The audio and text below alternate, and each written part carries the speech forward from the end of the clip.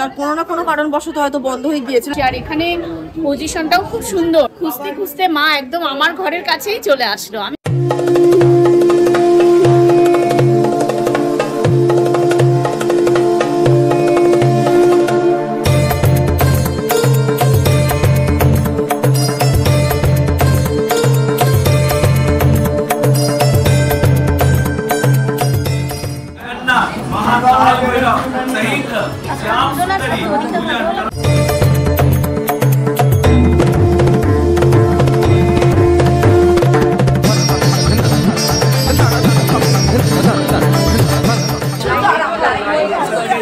এসেই তোমরা দেখতে পারবে এই ঘাটটা একটু অপরিষ্কার হলেও বাইরে দাঁড়িয়ে আছি আর জাস্ট অবস্থাটা দেখো, ভেতরে কত ভিড় এখান থেকে দেখা যাচ্ছে।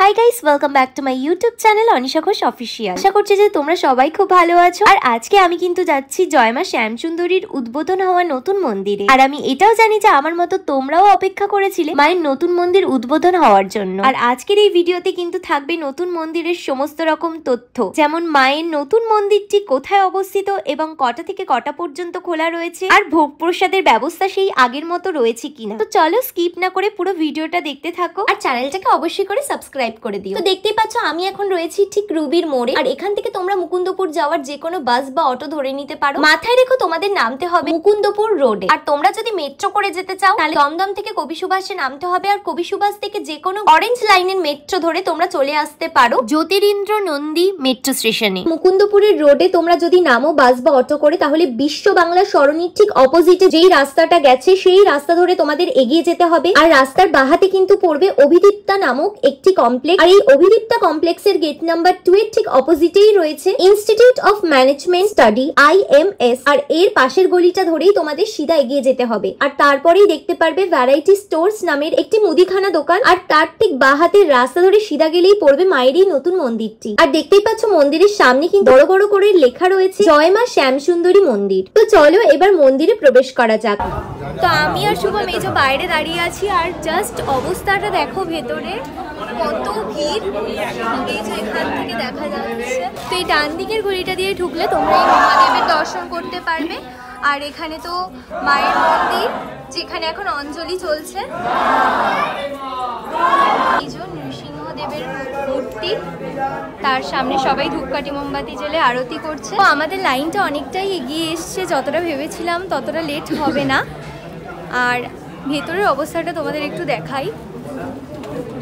আর আমি যেহেতু শনিবার গিয়েছিলাম তাই দেখতেই পাচ্ছ ভক্তদের কত ভিড় ছিল। তো চলো কিছু ভক্তদের মুখেই মায়ের লীলার কথা জেনে নিই। মানিকতলায় যখন মাকে পুজো দিতে গিয়েছিলাম তখন আমরা একটা মানত করেই গিয়েছি যে মাকে প্রতি শনিবার করেই পুজো দেবো। তো যাই হোক যথারীতি আমরা শুরুও করেছিলাম, কিন্তু 3টে শনিবার দেওয়ার পরে মায়ের এরকম অবস্থা হয়ে গেল, মন খুব খারাপ হয়ে গেছিল।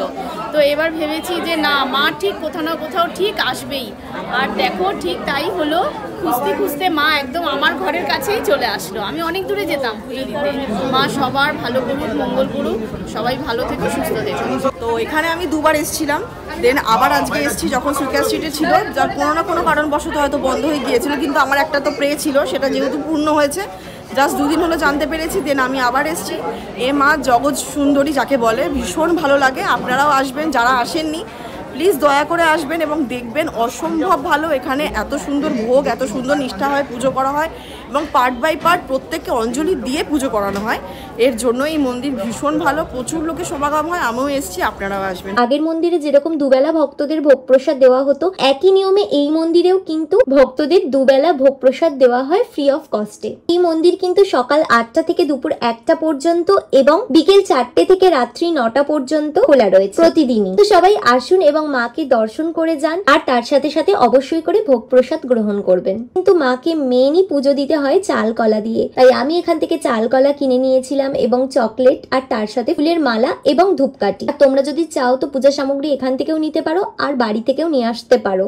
তো দেখতেই পাচ্ছ এখানে কত মানুষের ভিড় রয়েছে শুধু আরতি দেখার জন্য এবং পুষ্পাঞ্জলি দেওয়ার জন্য। তো ওদিকে দেখতেই পাচ্ছ যে মা শ্যামসুন্দরী মন্দির, আর তার ঠিক অপোজিটে মানে একটু এগিয়ে এসেই তোমরা দেখতে পারবে এই ঘাটটা। যারা মায়ের কাছে মানত করবে তারা এই ঘাটে স্নান করে এখানে দণ্ডি কেটে যেতে পারো। এই যে লেখাই আছে দেখতে পাচ্ছ, সত্যজিৎ কানন শ্রী শ্রী ভবতারিণী কালী মন্দির ঘাট।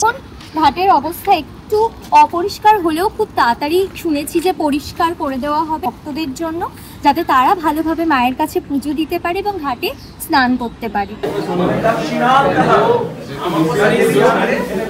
তো আমি তো খুব ভালো মতো পুজো দিয়ে বেরিয়ে গেছি, আর আজকে যেহেতু শনিবার ছিল তাই ভিড়টা অনেকটাই বেশি ছিল। তো দেখতেই পাচ্ছ এখনো অনেক লাইন রয়েছে।